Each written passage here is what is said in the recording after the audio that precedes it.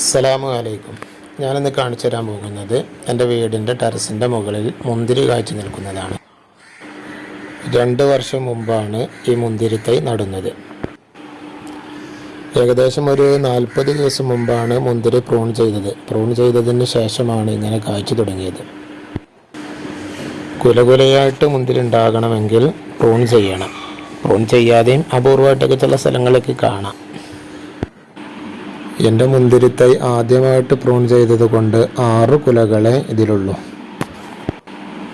ഇനി ഇൻഷാ അല്ലാഹ് അടുത്ത കൊല്ലം ഇതിലേറെ കുലകളുണ്ടാകും. ഏകദേശം 25 വർഷക്കാലം ഒരു മുന്തിരിവള്ളിക്ക് ആയുസ്സുണ്ട് എന്നാണ് പറയപ്പെടുന്നത്.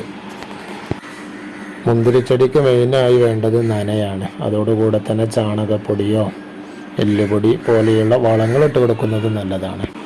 മുന്തിരിച്ചെടിയുടെ മുരട് ഭാഗമാണ് കാണുന്നത്. അത് മുറ്റത്താണ് നട്ടിരിക്കുന്നത്.